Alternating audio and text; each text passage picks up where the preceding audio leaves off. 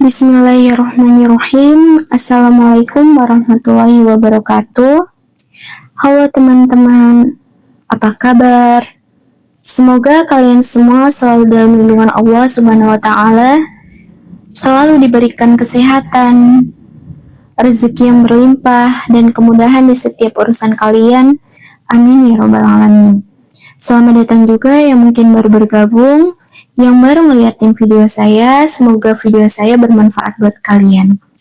Karena tujuan saya membuat video-video di channel YouTube ini supaya banyak mendapatkan manfaat serta kebaikan dari video-video yang saya buat.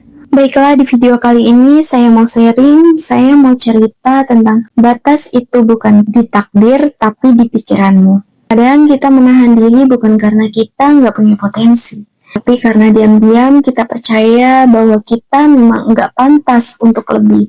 Itulah yang disebut limiting belief, keyakinan yang terbentuk dari pengalaman, luka, atau ucapan orang lain yang akhirnya membuat kita percaya bahwa ada batas yang nggak bisa kita lewati, bahwa ada mimpi yang terlalu tinggi dan ada doa yang terlalu mustahil. Padahal bukan Allah yang membatasi kita, tapi pikiran kita sendiri yang tanpa sadar mulai ragu bahkan saat berdoa. Hari ini kita bahas tentang limiting belief dan bagaimana membungkam suara-suara yang membatasi itu lalu menggantinya dengan prasangka baik pada Allah. Prasangka yang bisa membuka pintu keajaiban bahkan untuk semua doa-doa yang terasa tidak realistis. Limiting belief bukan cuma soal percaya pada diri sendiri, tapi juga tentang sejauh mana kita percaya pada kekuatan Allah. Jadi saat kamu bilang, aku nggak mungkin bisa sampai ke sana, impian ini terlalu mustahil, impian ini terlalu tinggi.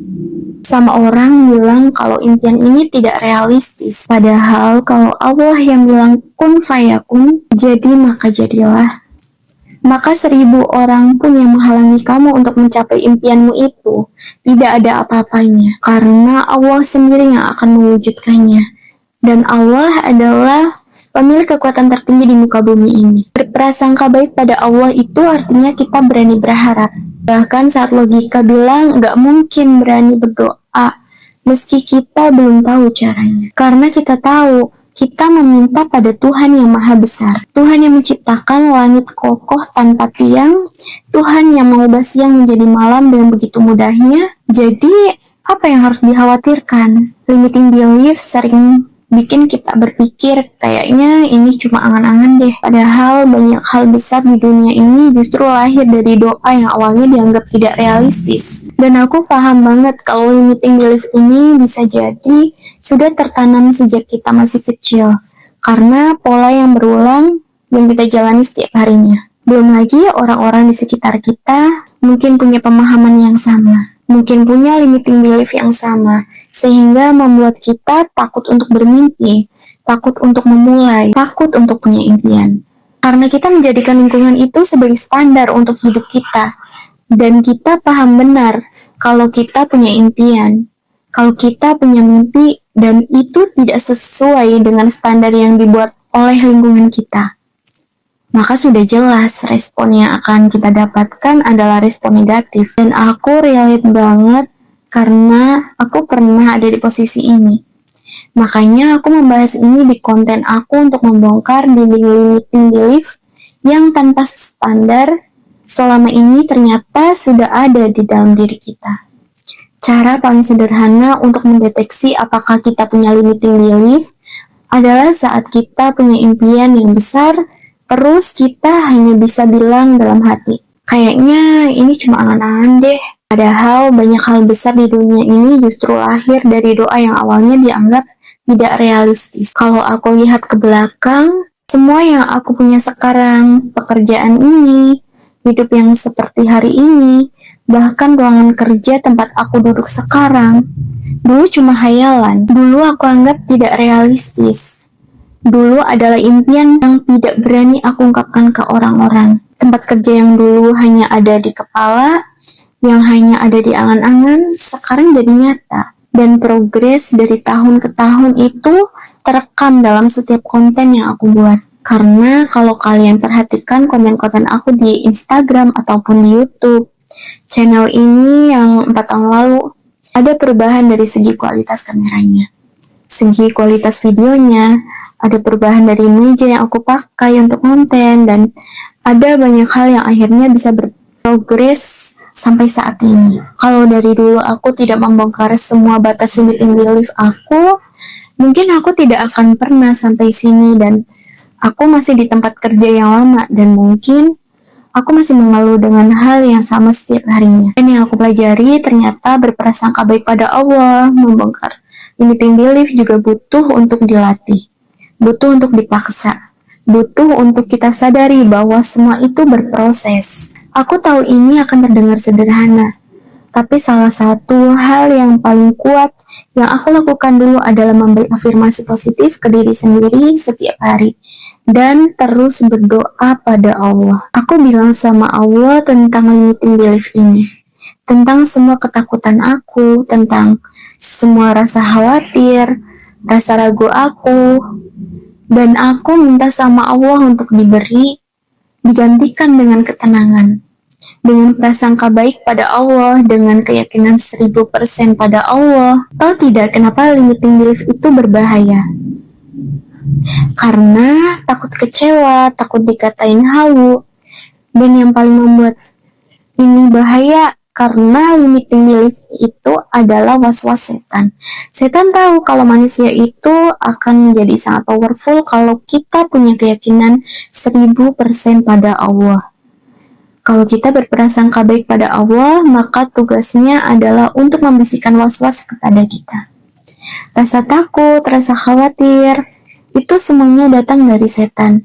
Dan sudah menjadi tugas kita untuk melawan was-was setan itu dengan mempertebal iman, memperkuat iman. Dan iman itu bertumbuh dari keberanian untuk berharap. Karena Allah sendiri yang bilang, aku sesuai prasangka hambaku. Jadi, kalau kamu terus-terus berpikir kalau Allah tidak akan mengabulkan itu, maka itu yang akan terjadi. Tapi kalau kamu berpikir Allah Maha Baik, kamu yakin sama Allah bahwa semuanya itu sudah digenggam oleh Allah dan akan dikabulkan dengan bentuk terbaiknya, maka itu juga yang insya Allah akan terjadi padamu. Ganti kata gimana caranya dengan kata Allah Maha Mampu.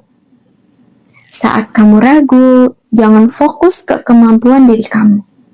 Fokuslah pada siapa yang kamu minta tolong, yaitu Allah.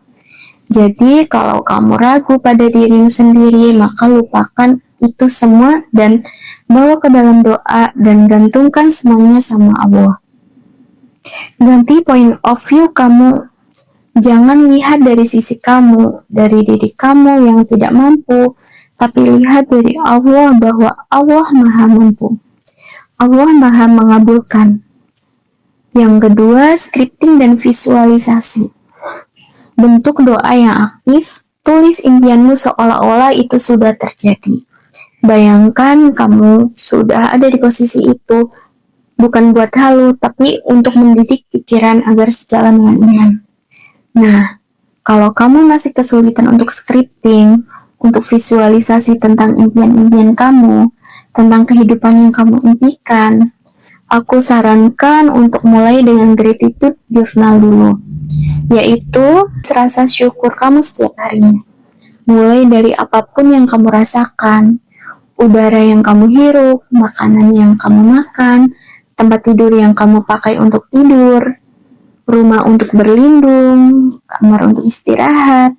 Setiap hari tulis rasa syukur kamu meskipun hanya sebaris. Jadikan ini sebagai habit kamu dan kalau bisa setiap hari tulis rasa syukur yang berbeda-beda. Paksa otak kamu untuk memikirkan kembali apa saja nikmat-nikmat Allah yang sudah kamu nikmati tapi jarang kamu syukuri.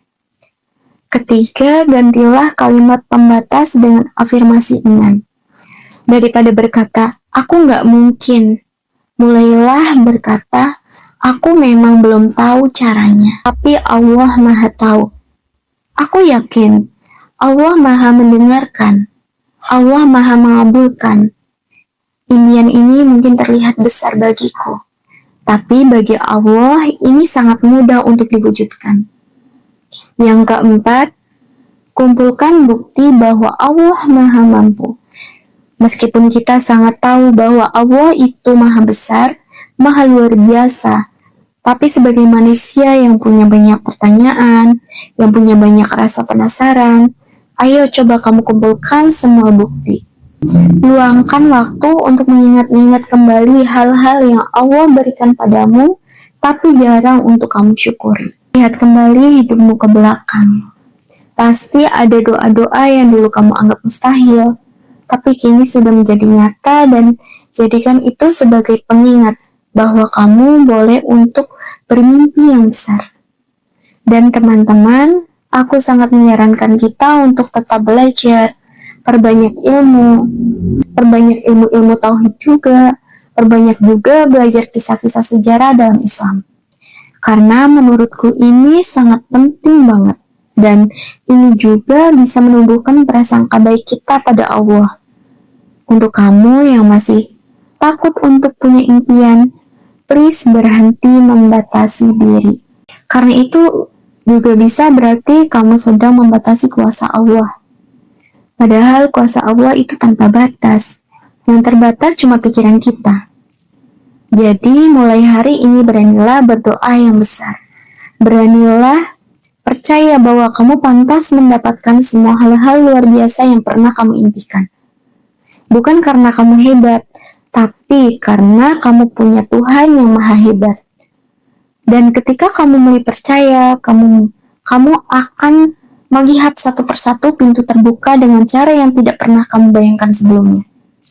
Impian-impian yang selama ini kamu langitkan datang padamu dengan bentuk terbaiknya. Dan insya Allah, kamu akan mendapati diri kamu dengan tangisan penuh haru, bersyukur atas semua doa-doa yang selama ini kamu langitkan sudah menjadi nyata. Kalau kamu pernah mengalami keajaiban doa yang dulu kamu anggap tidak realistis, tapi sekarang sudah terkabul, tulis di kolom komentar ya. Karena mungkin kamu adalah penguat untuk hati-hati yang sedang berjuang hari ini. Sekian dulu sharing saya hari ini, semoga bermanfaat untuk teman-teman semua. Sampai jumpa di video saya selanjutnya.